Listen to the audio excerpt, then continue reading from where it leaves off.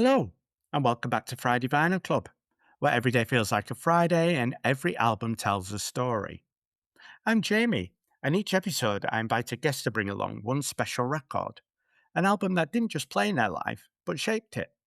This isn't about chart positions or critical reviews, it's about personal soundtracks, the records that stay with us long after the needle lifts. This episode, I'm absolutely delighted to be joined by Andrew Bronowski, a record collector from Cincinnati, Ohio. Andrew and I actually connected through the online Instagram vinyl community.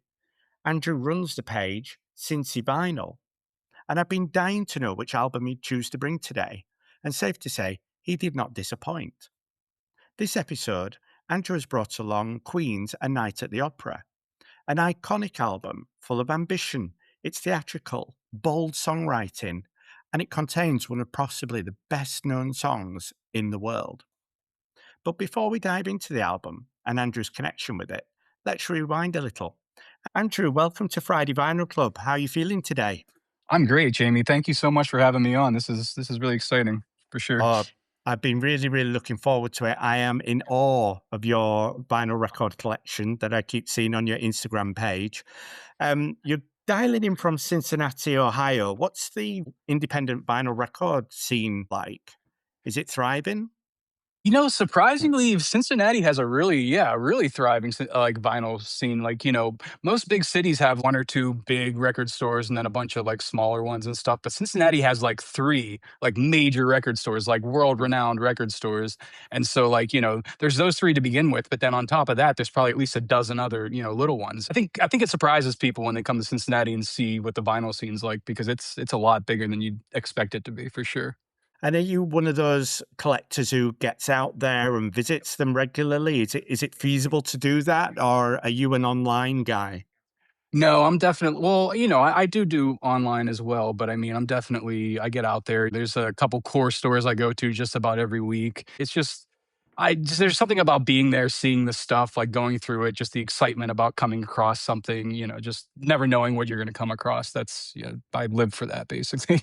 Yeah, I love a bit of crate digging. Yeah. And as you say, you just don't know what you're going to stumble across. Okay, Andrew, we always like to start at the beginning and hear your story. What's the earliest musical memory that really stayed with you, and what was music like in the house when you were growing up? Yeah, well, growing up, music was kind of always around, but I was kind of a late bloomer in like discovering my own musical identity. My parents definitely, music was a big part of our growing up, but it was a kind of a background thing. It was never really brought into the forefront. It was like my parents definitely had their own, musical identities, but they didn't really share it with us as much. We were more like we were just kind of listening to what they were into at this point in their lives, not what they were into when they were younger. So like, and my dad, he was into Ukrainian church hymns, which is just, at the time, it was just normal because that's what he listened to. Like every single time in the car, in the house, whatever, all he would ever play is Ukrainian church hymns. And it's like, Wow. yeah, and it's like, I guess that was his nostalgia. I guess that brought him back to somewhere in his youth or something. But like, and it was nuts because none of us could speak Ukrainian or anything. But, to this day, I could probably spout off a bunch of song lyrics that are just stuck in my head from back then. It would sound like I knew Ukrainian, but I really didn't, But so that was always in the background. And then my mom, she was all I remember with her is that, I grew up in Pittsburgh actually, and Pittsburgh had this one radio station. It was called 92.9 WLTJ, Pittsburgh's home for soft rock. And that's all she ever listened to. It was soft rock. And back then I really like wasn't into it. Like I was just like, okay. I mean, I didn't think it was necessarily terrible music, but I was just like, okay, it's not my thing. But what's ironic about that is that stuck with me for decades. And then maybe about 10, 15 years ago when the whole, revelation of yacht rock came about, all of a sudden all that music was considered yacht rock. So I was just like, oh, okay. Like I know all this music and and then all of a sudden now I love it. Now it's come full circle. But Mm. so yeah, so my parents didn't really, at least early on, didn't really contribute much. My siblings, I have two sisters. My older sister kind of contributed like kind of like good and bad because she was actually I don't know if you've seen in some of my posts, I kind of, I try to stay positive for the most part, but I can't like, I can't even pretend to enjoy country music, and, and the main reason is because for, like, 2 years straight, she brought it into our that's all we ever listened to, and it's like, whereas with the soft rock, I didn't like it, but I didn't think it was bad music. With the country, it was just like just getting it just all day, every day. After a while, I was just like, no, this is like I do not like this music. Like it just really stuck with me like the opposite way. So, but then so that was the bad thing. But then later on, she kind of had a hippie phase in high school, and all of a sudden she was into all this classic rock, like The Doors, The Who, Simon and Garfunkel, and then so she started bringing that in, and that I obviously clung to that pretty good, and then that also gave my parents an opportunity to like kind of, they shared with us more of their musical identities because they were like, okay, yeah, we used to listen to that growing up and stuff like that. So so yeah, I mean, there was a decent amount of influence. I was actually a child actor growing up. I acted for like about 5 years, so like during that period, my only music like knowledge or interest was like show tunes, which is the lamest thing ever, especially for like a 10-year-old. But like that's all I knew. That's all, I was in the shows, so I would listen to them and I would just constantly listen to show tunes. When you say show tunes, are you talking about musical stage shows like Broadway shows, or are you talking about shows as in TV shows? No, like yeah, musicals, like yeah, Guys and Musicals. Dolls and with Crazy for You, 42nd Street, stuff like that, just big, Broadway style musicals, yeah. So did you star in any big musical then, or I was an actor for about 5 years, and I mainly did theater. I did a couple commercials. I was in a couple musicals, nothing huge, but I mean, yeah, I mean, that's definitely why I was, so interested. But the other thing was, back then it was like, if I got into a play at like a theater company, um, usually part of one of the perks to doing that is they would give you basically season passes for the rest of the year for for the whatever theater company you were with. So me and my mom we'd go see everything that we could, because it was free. So we'd go see every play, every musical. So we would just take it all in, like I don't hate it now. Like I definitely don't enjoy musicals as much as I used to, but it's all I knew back then. So. so it was basically your older sister then that was your kind of gateway, by the sound of it, to the musical influence and the musical landscape you maybe are at. What about the rest of your school friends? Was there any of that shaped your landscape? Yeah, like, well, like I said, I started developing my own tastes about my early teens, and that's whenever my sister, did bring the classic rock in. But I really took a liking to alternative rock, so I kind of dove into that. With my friend, it was like I don't know. I think I was just really intent on building my own musical path because there were bands that my friends were really into, but if anything. It ended up making me not like appreciate them as much. Like I had a couple core friends that were obsessed with the Beatles, and obviously, the Beatles are everything, but they played them so much back then that I just didn't enjoy them after a while. Like I basically had to rediscover them like in my early 20s and like discover them on my own during in my own terms to Mm. be able to really appreciate them. Like whenever the number ones album came out, or honestly, Let It Be Naked, that was the one that really made me be like, okay, I need to re-examine this because these guys are obviously brilliant and everything. But it was just the constant repetition, the constant, like that's all they would ever play. And same with Dave Matthews Band. I had another core group of friends. That's all they ever listened to. And I even went to like tons of Dave Matthews shows. And don't get me wrong, they were fun, but it was just like, it was too much, like it was just, again, I like Dave Matthews now, but it was because I eventually rediscovered him on my own terms and came to, appreciate the kind of things that I, appreciate about him. Mm. No, that's interesting because sometimes music can be such a communal, shared thing, that passing it to somebody to say, "Here, have a listen to this, see what you think." And actually, I found a lot of music that I like that way.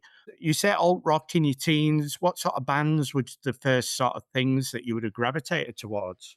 Yeah, I have a distinct memory of like the summer of '96, and there was this alt rock station in Pittsburgh, and that's all I used to listen to. And I would literally just sit there with a pencil and a pad of paper, and I would just like an entire afternoon. I would like if there was a song I liked, I would write down the name of the song, write down the artist, and then I'd head to the music shop and find the CD or whatever. And that was my main, point of discovery. So this was in '96, '97. So Green Day, Blink 182 was just starting out.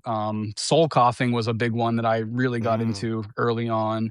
Like all bands in that kind of era, and if I heard a song I liked, I would that's how I just started discovering it. I remember discovering Nine Inch Nails that way and just not I mean, I think I heard the censored version of Closer first, and so when I got to the shop and bought the CD, and I was like, "Okay, okay, okay." This is a lot harsher than, like, I can't play this with my dad in the car, but, it was just it was a lot of discovery like that. And then, Mm. around 1999, I got a job at the music department at a Barnes& and Noble, and it was only lasted a year, but, like, during that year, it's like I really dug into stuff because you I was just surrounded by it. I was also getting introduced to things that I never would have found myself, like, I found, we used to have to play CDs all the time, the Muzak for the store, and we'd get, like, 5 or 6 CDs we'd get to play every month, and, like, Buena Vista Social Club was part of that, and, like, Diana Krall, and, like, all this great jazz and all this great world music. So it's just like that's always just been my method. Like, I find something I like, I write it, I look into it, I dig deep into it, and I just, kind of explore and Mm. just, go from there. I guess with that background, it kind of there's a collector side of you then, but then there's also kind of a curation side by the sound of it going on. But what an introduction to the wider musical world working in somewhere like Barnes and Noble. Were they doing vinyl at that time, or I guess limited run vinyl? It was mainly CDs. It was kind of towards the end of the tape era. So, like, it's ironic now because you go into a Barnes and Noble and that's all they It's have is full of it. vinyl. Yeah, they don't have any CDs. That's all they have now. Yeah, I was thinking if you were going to ask like what the first vinyl record I ever bought was because like I couldn't even tell you because. We'd go to a flea market and there'd be a big vinyl shop or whatever, and my parents would be like, "Okay, pick one record and you could take it with you." It was basically their way of keeping us occupied where they shopped, so they just leave us in the record, and we'd find one. And so back then I think it was mainly like, I'd be buying show tunes. I think I was really into soundtracks and stuff like that. But then, like, I kind of went through different like, I started collecting vinyl like in the late 90s, early 2000s, then I stopped, then I started again, then I stopped, and then I started completely immersing myself in it around 2018. Whenever I started back up in the late 90s, I think the first vinyl I bought was the Slipknot vinyl, their self-titled, I think their debut album. And I just thought at that point it was just kind of insane to be able to buy modern music on vinyl because it's not like it was now, like because you just didn't see that. Vinyl was considered an old format. So to be able to buy something like Slipknot on vinyl, there was something really cool about that, and it was a green vinyl, and I'd never seen anything like that before. So it was just like, wow. But whenever I started seriously collecting, I specifically remember, it was my first time I got an actual good stereo system, a good sound system, so I could actually hear the vinyl well. And I purposefully picked the very first album to listen to on my new system was going to be Cars, Heartbreak City. And like, I have a vivid memory of putting that on for the first time and that first track playing. And it was, I believe it was Hello Again. And it starts with like this distorted sound and then it goes straight into like heavy synths. And it just like chills just ran down. I was just like, okay, I made the Wow. right decision. I made the right decision to start collecting again and getting this system and stuff like that. Like it was a pretty cool experience. So collecting has taken you a little bit further up into modern day, into Instagram and the Instagram vinyl community. So I want to talk about your page, Cincy Vinyl, because it's an incredible space where you're incredibly articulate and passionate around the collection that you've got and you want to bring it to people in the vinyl community. How did you get round to starting that Instagram account? Was it just I'll give it a go, or was it predetermined? You'd seen somebody else do it? Yeah, I mean, I started it about 5 years ago. I think it was around 2021. And I don't know, it was like a combination of things. I think it was like I'd been collecting at that point for what, like 3 years, and I had built a pretty decent collection. And I started being like, what's the meaning of my collection? Like, like, why am I doing this? What is, like, I obviously I enjoyed it, but I was like, what's the deeper like meaning? Like, what am I supposed to be doing? And so I was like, maybe I'm meant to like share it, maybe I'm meant to like, talk about the records and, all that stuff. So that was kind of one of the initial things. But then also, if you paid attention to my page, my interests go, I mean, outside of country, my interests go all over the place. I could go from Yeah. jazz to metal to rock to opera. I just bounce back and forth. And so when I used to go to the shops, that's how I buy records too. Anything I see that intrigues me, I grab. So, I would take my records and go to check them out. And there were so many times where the people that worked there would be like, okay, explain to me your thought process here. Because like it just, because it would seem wild to them because, So I'd have random. yeah, yeah, they'd be like, "Explain this to me," and I'd be like, "Okay, well, this," and they'd be like, "Okay, well, that actually makes sense." So after that happened a couple times, I was like, maybe people would be interested in hearing, my thought processes, because that's what I kind of try to do for the most part. I try to present the records as I buy them because I just want to walk everybody through my mindset of like what I'm buying, when, and why, and stuff like that. And you know, about 2 years ago, I decided to really start like doing something with this site because at first it was just I was posting once every couple of weeks or months and it was just whatever. But I decided to really take it seriously about 2 years ago, and I don't know. At that point, I was just like taking pictures of every record that I spun. Every record that I listened to, I'd take a picture of. But then if I was only doing one post every couple weeks, then it was building up. So when I first started taking it seriously, I was about 3 years behind, in my record Oh, purchasing. wow. So yeah, Okay. so I was like reviewing records that I had bought 3 years prior, and I was trying to remember stuff about them. And then, but I'd say about, I don't know, maybe about a year ago, maybe a little less than a year ago, I finally caught up. So now I'm at a different phase where I'm literally like, I could buy a record today and then do a post about it, this weekend. So it's like, it's a much faster turnaround. And I Mm, don't necessarily know if that's better or not because, before it's like I got to sit with the records, I got to listen to them more, I got to really think about them. And then I would be able to, write my posts about them. But now it's more of an immediate thing. It's more like, okay, what's my first impression? What do I compare this to? What are my favorite tracks? yeah. And then yeah, I mean, like my whole point with like when I do my posts, it's almost like I'm kind of telling my story through my records. You know what I mean? Like if you read my posts, there's a lot of times where half the post will be a specific story about my life that has to do with the record, but then the second half will be the history of the record because I think that that's I always want to include that because I think it'll give people what actually like if people want to learn about a record, they could click on it and read the posts and stuff like that. But I'm like slyly like I'm telling the story of my records, but I'm also telling my story at the same time, if that makes sense. Yeah, it does, and I would say that part of you comes across every time I see one of your posts, and they always feel human. Yeah, I love your account as you well know, but when you started posting regularly, what did you realize there was such a vast online vinyl community out there? There were certain accounts that I followed, before I started doing this, and I guess maybe even like indirectly, just seeing them post and stuff like that made me want to. But no, I mean, I love the vinyl community. There's so many people that I've kind of I consider friends now that I've met through it, and I would say it also gives me an opportunity to like be a I don't how do I say this? Like be a better version of myself. Like, like in real life, I'm kind of shy. I'm kind of like I don't like to talk too much. I don't like to put my opinions out there or anything like that. But when I'm on there, I can act like a better version of myself. I could like, talk to everybody. I could compliment people. I could, Mm, give my opinion. Like that's the other big thing. Like I love making comments on other people's posts. Like that's like I like doing that more than I even like write my own posts, because I love just like coming up with like a little like synopsis for them or just I always just want to get people talking about music. So it's like if I could just throw something at them, sometimes I'll purposefully say something like really out there just to like see what people like, just get people talking, you know what I mean? Like so so yeah, I really enjoy it. I've met some really great people and it's really cool. It's a cool little community that's going on there.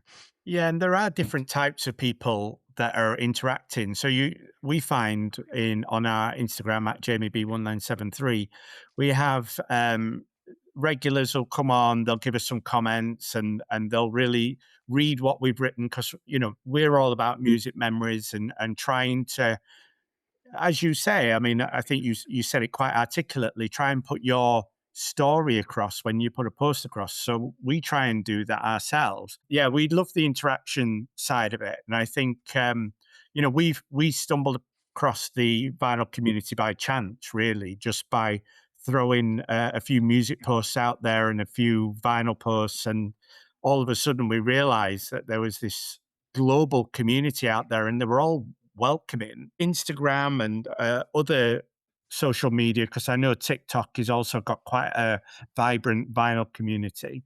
Do you think it changes how we look at records, or does it make us listen any differently, or is it just a case of a visual representation of, and you make a mental note like you used to do in the old days and say, "Oh, I need that," so you write it down somewhere? I mean, I think it, like, I think all of this is just, obviously helping bring vinyl to like the mainstream again. But I guess really I guess it depends on how you use the Instagram, like how you use the community, like or what you get from the community as in like if you listen to something different. Because there have definitely been times where somebody will post something and they'll bring up a interesting, idea about it. And then I will go back and listen to the record and I'll be like, that is a good point, like, and I'll re-examine and I'll just take in what they say, so if but you have to like kind of do that. You have to kind of seek that out. You know what I mean? Like you have to kind of like want to do that. Mm. Talking about vinyl and trying to keep up with it, what's your vinyl ritual like? Are you able to find time to intentionally sit down and play that amazing collection of yours, or is it a little bit of digital streaming and a mix and match?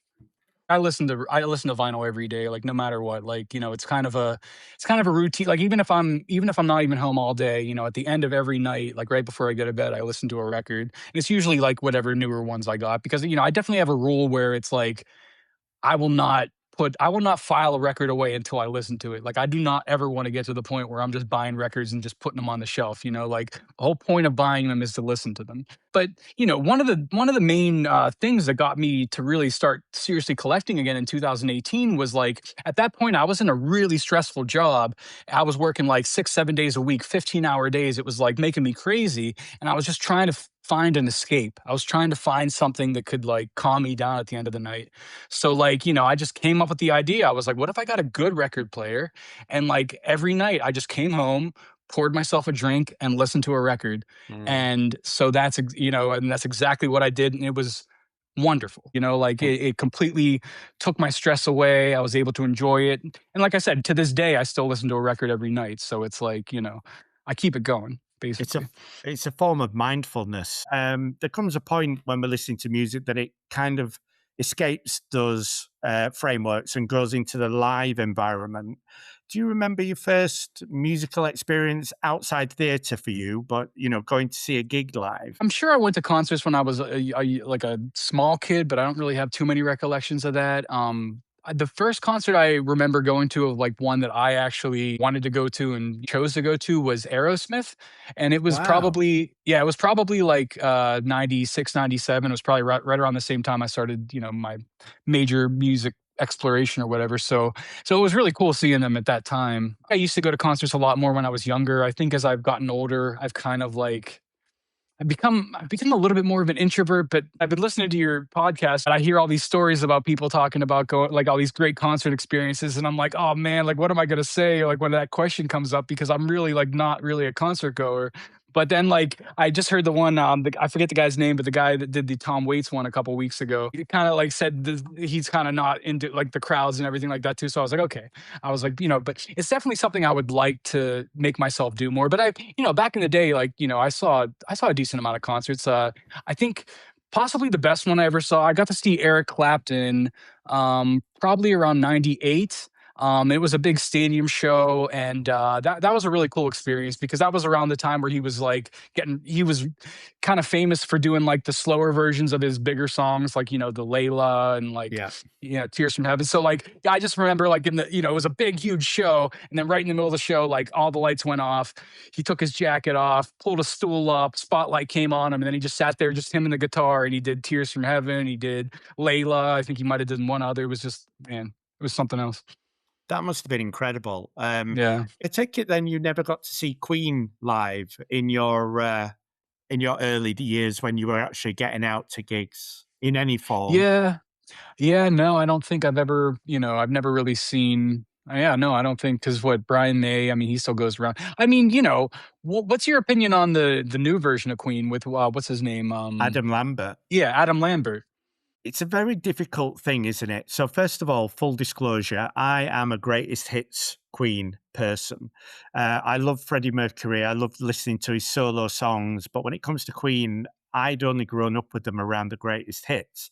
which is why I'm really excited to hear about the album you've chosen today, which is the Night at the Opera. So I can't resonate between new Queen and old Queen. I can't imagine if you asked that question to a diehard Queen fan who was there from the Yeah. beginning and wonder what they would have thought. But what do you think? Where do you sit on that? I would say surprisingly, I I'd say surprisingly, it didn't bother me as much as I thought it would. I didn't know that much about Adam Lambert. I knew American Idol, stuff like that, but, like, I was just like, "Eh, this is okay." It is what it is. And then, I actually heard the album, and I did end up buying the album because, like, in the end, again, it's not, I mean, you can't compare it to classic Queen for sure, but Mm. it's nowhere near as different as it could have been. You know what I mean? Like, if they were gonna do it with anybody, I think he was a good choice. If that, I guess that could sum it up, you know? I think that's fair enough. Um, so Night at the Opera, obviously I know two of the great hits from there, but it was an album that I only really started to listen to, Andrew, when you suggested that it was going to be your album for today's conversation. I've been absolutely blown away with it. I've listened to it dozens of times now, It's and a it's a every time wild album. It's a wild album. yeah, and every time I've listened to it, I swear I'm hearing a new layer or a new harmony or a bit of magic that I missed before. So tell us about it, Andrew. I'm fascinated. Why was this particular Queen album the one that you wanted to talk about on Friday Vinyl Club? So, okay, well, I guess to back it up a little bit, like, my introduction to Queen was definitely Bohemian Rhapsody. And, anybody my age or anywhere close to my Mm. age, we were introduced to that song from the movie Wayne's World. Wayne's Like, that World. was, yeah, that was our introduction to so many. Like, it was the most genius, like, song placement in movie history. Like, I can't think of another song that got so much recognition just from like one single scene. But, so, that was the first time I ever heard Queen. And then, when my family got their first CD player, the Wayne's World soundtrack was the very first album that, we ever got on CD. So, I just have a vivid memory because I never heard the Queen song outside of the movie, and so I'd never even heard the full Queen song. I only heard the little part that's in the movie.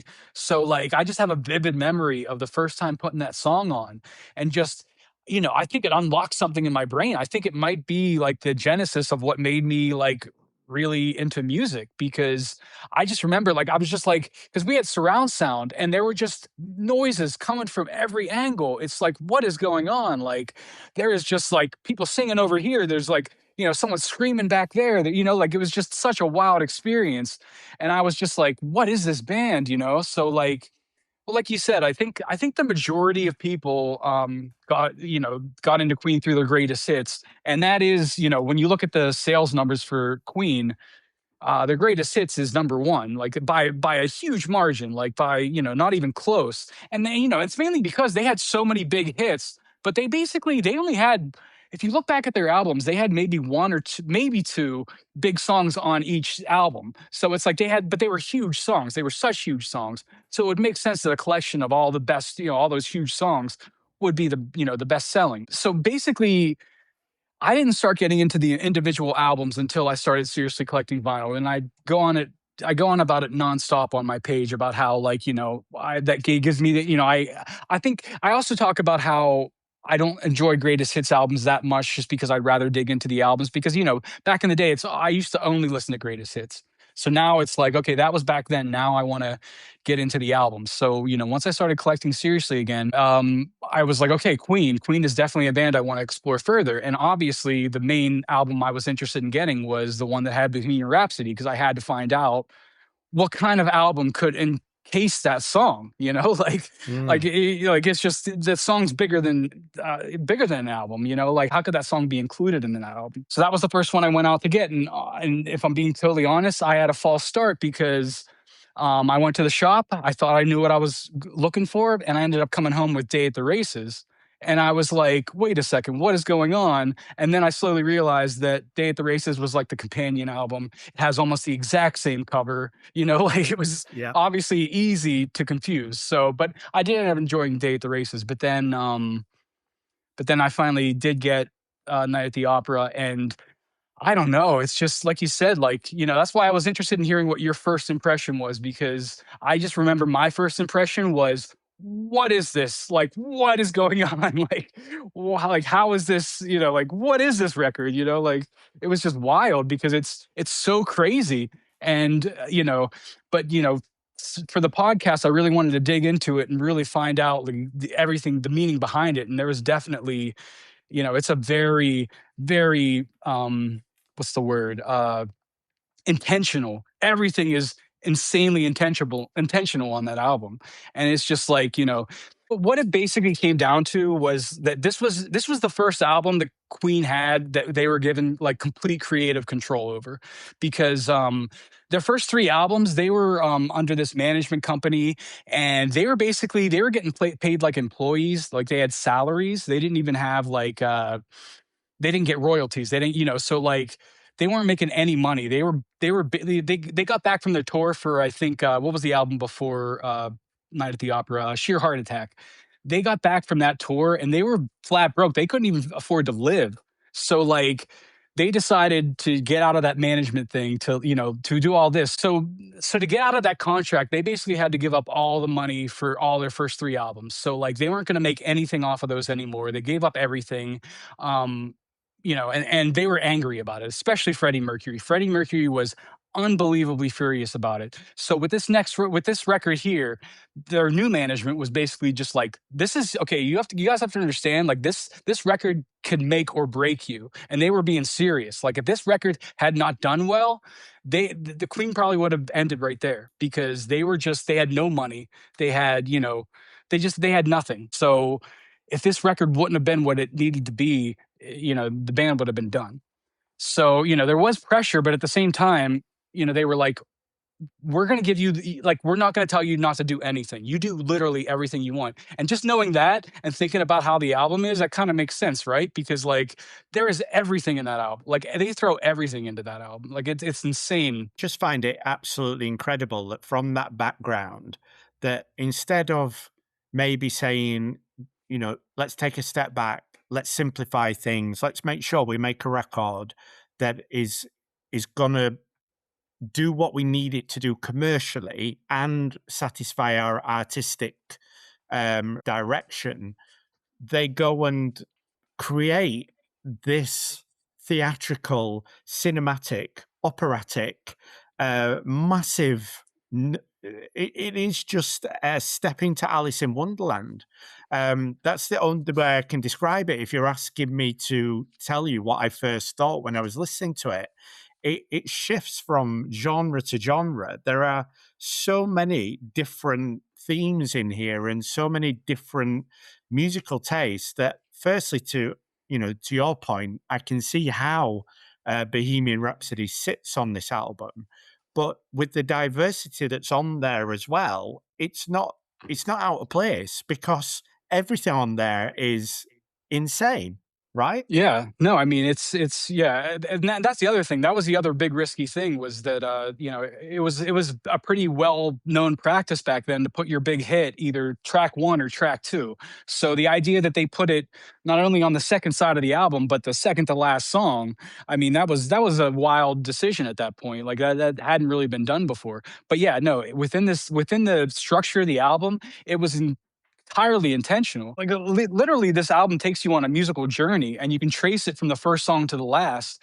And so, like, Death on Two Legs is like it is that era's. They're Not Like Us. That it is the biggest diss song. Like, it is such an intense diss song. Like, like I said, they had all the freedom they wanted. And each member got to do their own songs, got to produce their own, and they let them do that. Like they all wanted to have the freedom. So like Freddie, right off the bat, was basically like, "Hey, I want to attack our old management. I want to like let them know that it's not okay what they did to us. I want them. I want the entire world to know that they are the worst people in the world." So like and like if you listen to this, it's vicious. It is beyond vicious. Like Brian May went on record saying, "I do not feel comfortable singing some of these lyrics because, like, it starts out like the song starts out, you suck my blood like a leech, you break the law and you breach, take all my money, you still want more." Like that's how it starts, and he doesn't even sing that. If you listen to it, he growls that. That is a growl. That is not singing.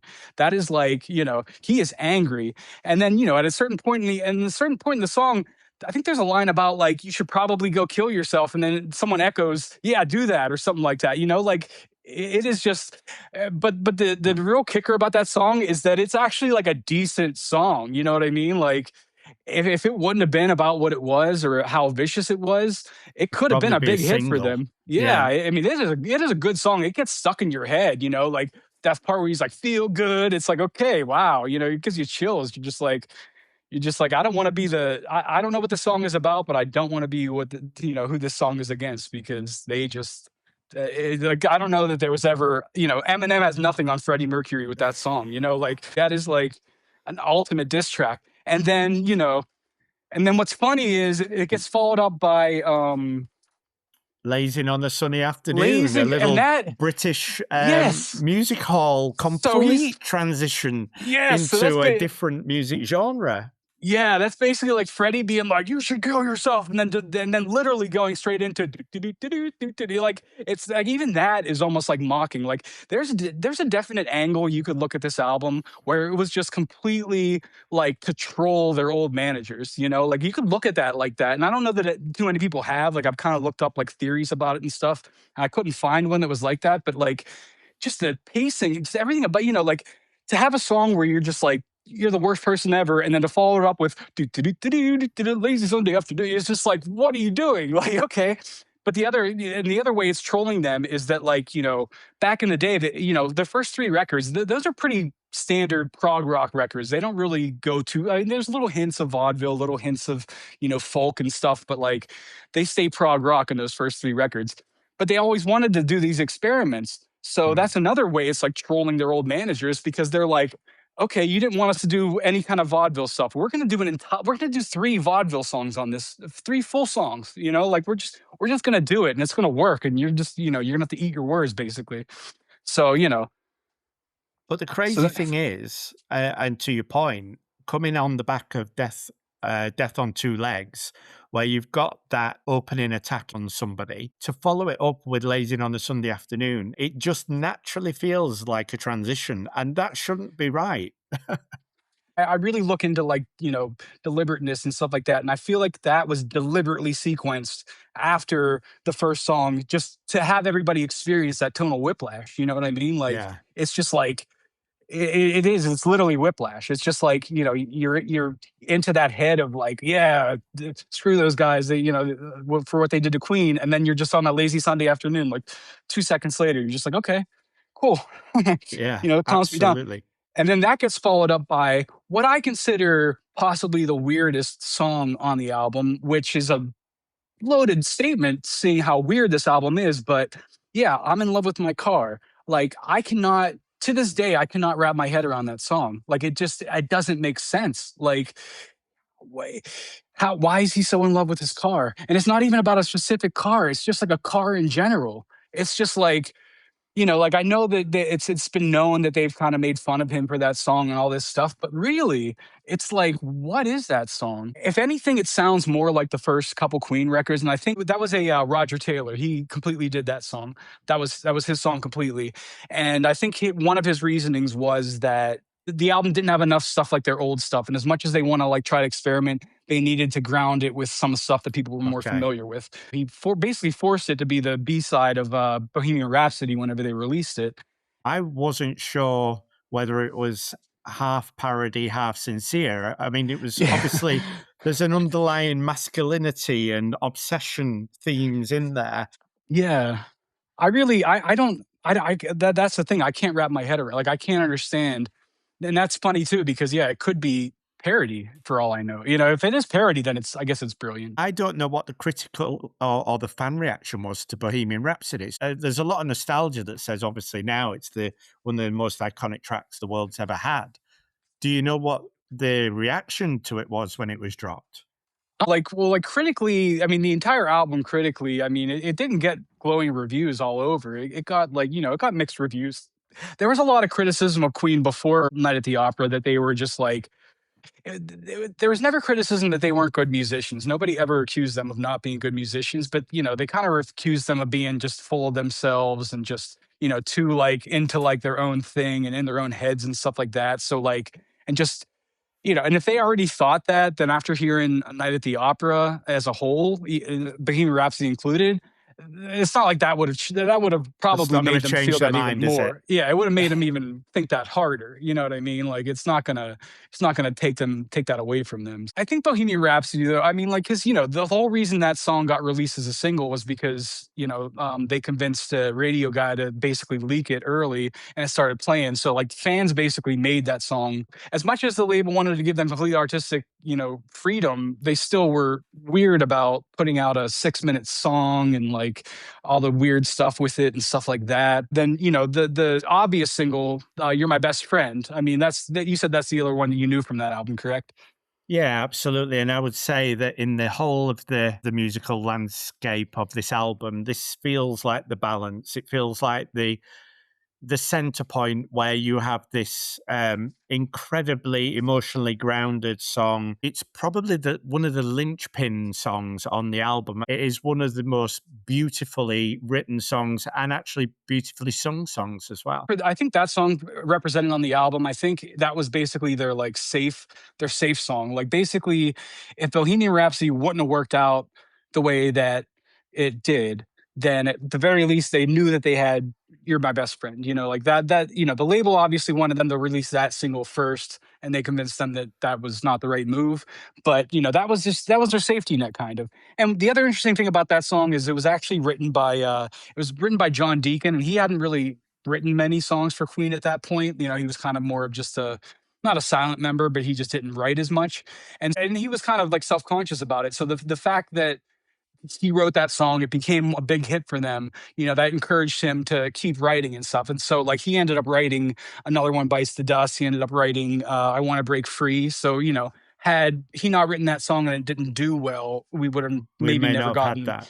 yeah, we might not have gotten the later ones. So that was followed by 39, which is a weird folk song, the completely Brian May. And I don't know, in my opinion, I mean, like, obviously I think the car song's ridiculous, but 39 might be the weakest song on the album overall. There's nothing wrong with it. There's just nothing necessarily right with it either. It just sounds like a 70s folk song, which is what it is. So I think I'm right in saying that that's the first Queen song that I've ever heard Brian May sing on as a lead singer. Am I missing a track? yeah, no, I don't think he sang any of their big songs. Obviously, he did background for a lot of Yeah, the big songs, but yeah, no, I don't think he did. And like what 39 was followed by Sweet Lady, which is just, it's another hard rock song, and that's good. And then it goes back into vaudeville with Seaside Rendezvous, which, they just love doing that transition of hard rock into do do do do do, like they really got a kick out of that transition, I guess. So they did it multiple times on the album.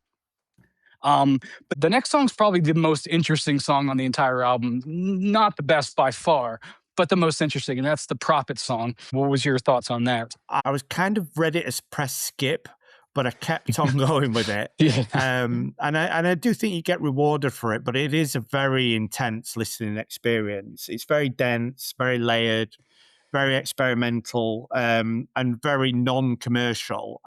In my opinion, the Prophet song is the most fascinating like track on the album because it is basically, in my opinion, what Bohemian Rhapsody would have been if it didn't click with people. You know what I mean? Like it has the exact same bones as Bohemian Rhapsody. They're doing the exact same layering, the exact same, epicness, the sounds, all that stuff. Everything it's built just like Bohemian Rhapsody, but then it didn't click, and that's kind of fascinating to compare the two because yeah, I mean, like if there was a world where Bohemian Rhapsody wouldn't have clicked, that's what Prophecy song, that's what that the Prophet song is, like it's Yeah. just it's really interesting if you look at it like that because everything that worked for Bohemian Rhapsody didn't work for that song. It didn't have the human connection. And I think this one starts side two on the vinyl, doesn't it? So you can imagine back in the day when, this album first came out and you've got quite an intensive first side, and then you get up and you turn the record over, and the first thing you hear is this. I think it's like 8 minutes, isn't it? Maybe even longer. Yeah. Yeah, it's Um, yeah. and then you've got that, that stripped back vocal canon section in the middle. Yeah. One of the things I wanted to do that I didn't get to when I was researching this album is I wanted to find somebody that was like into Queen kind of and like at a decent enough at an old enough age at that point where they could tell me what the first impression was because I can't even imagine, like the whole album plus Bohemian Rhapsody.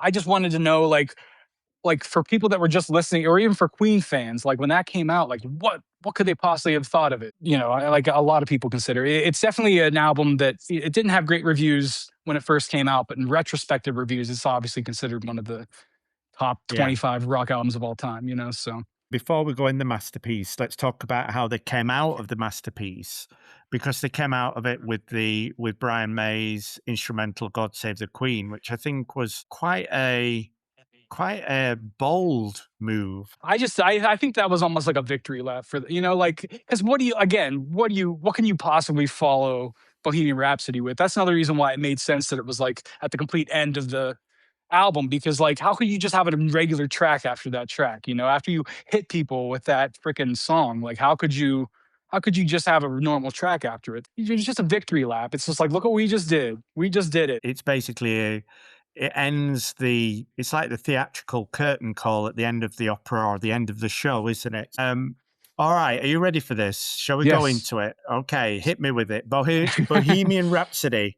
What All have you right. got for me? Well, I mean, it's probably one of the most complicated feats of music, rock music ever pulled off, but it's insane. I mean, like, everyone knows the song. So basically, it's basically three songs in one. There's three unique separate parts. Like to be able to make it the way they did, they treated it like it was three separate songs. Like they basically, they would go into the studio and say, okay, today's part one, today's part three, today's part two, like they made it so that because they didn't want to they didn't want to mess it up during the opera parts, they wanted them to be opera. During the hard rock parts, they wanted it to be hard rock. They didn't want any kind of like crossover genre accidentally, seeping in. So yeah, so they broke it up into three different parts. So yeah, over 120 different vocal overdubs. They were just obsessive with the vocal overdubs. Like they just kept doing them over and over and over. The opera section took 70 hours alone. Just that part of it took 70 hours at least for them to put together. And so like, on paper the song should have failed. I mean, it's really long. It has no chorus. You ever like isn't that crazy? Like a song that popular has no chorus. It just keeps going. You know what I mean? Like there's nothing it goes back to. Like it's crazy. Um but yeah, it combines all the different stuff. And apparently, Freddie had the idea for the song for years leading up to it, and it was always something he wanted to do. But I guess also they kind of considered that it wasn't worth even attempting with their old management. So the second they got their creative freedom, Freddie's like, okay, let's work on this thing. And it was just a very technically heavy song. Like it was engineered to death. And like there was the Mike Stone was their engineer, and then Roy Thomas Baker was their producer, and they both were such a big part of it, like such a big part of getting that song put together. Also, another thing of note for it is it led to the first basically the origin of like the music video because they ended up making a music video for it, and I think it was mainly because it was something like they didn't want to they had to perform it at the top of the pops or something and they didn't want to lip sing, so they decided to do it on video instead or something like that. So that was an innovation too. Yeah, I was going to ask you what you felt the impact of that music video had on that song. People consider that to be possibly the very first music videos. There weren't any rules because that was the very first one, basically. I guess nobody had really done that before. Do you think the song is so big that it overshadows this album, or do you think it completes this album? It's a really hard question. It's because there have been people over the years that have definitely claimed that the Bohemian Rhapsody is the whole album. The whole album's built around Bohemian Rhapsody, and but people take that as like it's like a putting the album down. I don't think that's the case because, like I said earlier, um, I just wanted to know what kind of album could have been built around that song. You know what I mean? Because that song is just so crazy. It's like I couldn't even imagine an album that could contain it. You know what I mean? I think they did a really interesting job with what they were doing, and the whole reason it worked was because they had all the freedom they had. Mm. Would you recommend this to somebody as an introduction to Queen? You know, Bohemian Rhapsody is always going to get people, but like I don't know that I would necessarily. I think if you recommend this album to someone that's trying to discover Queen too early, it might turn them off a little bit because it's so different. I would probably recommend the greatest hits to start with, because that's a good entry point. You get a good overview. All right, fair enough. Well, we can't touch on this album without just quickly looking at the album artwork. A nice white cover with the Queen crest on, designed by Freddie Mercury. It has representation of the zodiac signs of each of the band members on there. What were your thoughts when you first saw that? Obviously, you got Day at the Races first, and you said it was quite a similar cover. Yeah, yeah. It's like it's pretty much the exact same cover, just the colors inverted. So, Night at the Opera's white, Day at the Races is black, and that it was all intentional. I mean, they were meant to be companion albums. And it's iconic at this point. But the titles of them were based on Marx Brothers movies because I guess Freddie Mercury was obsessed with the Marx Brothers. So there was a Marx Brothers movie called A Day at the Races and one called A Night at the Opera. So they were always meant to be companions.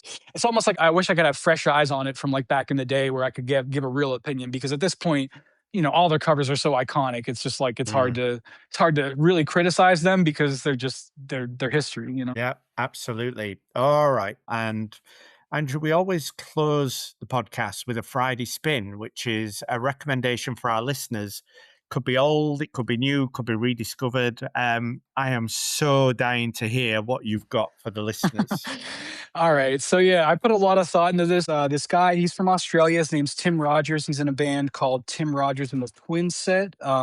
He was originally in the lead singer of a band called the UMIs. I wasn't really familiar with any of those, but he has a song that I discovered in probably the early 2000s. It's called Happy Anniversary. And it's one of the most pleasant, just laid back, just like simple, wonderful songs I've ever heard. I actually discovered it because, back in the day with you remember with like Napster and stuff, there would be websites that would just put up like ideas for mixtapes. I was a big mixtape person back in the day. Like I used to always make mixtapes, and I just found that randomly on one of those mixtape ideas, and that one just stuck with me all these years. Like 25 years later, I'm just still kind of obsessed with that song, and I've delved into his music a little bit, and it's pretty good. But that song is just kind of an outlier. Like it's a wonderful song. It's just it'll just make you happy hearing it. Brilliant. Okay. So, Tim Rogers, happy anniversary. I will link that up into our show notes. Andrew, thank you so much for bringing your story and Queen's a Night at the Opera to the Friday Vinyl Club podcast. Of Did you enjoy course. that? Oh, so much. You have no idea. It's always powerful hearing how music holds chapters of our lives, sometimes the quiet ones, and sometimes the grand and ambitious ones like this one, too. To our listeners, you'll find some tracks from A Night at the Opera on our companion playlist, the Friday Vinyl Club playlist in Spotify. If you've enjoyed this episode, please share it, follow the show, or leave a rating or a comment. It really helps a small organic family podcast like ourselves grow without ads or sponsors.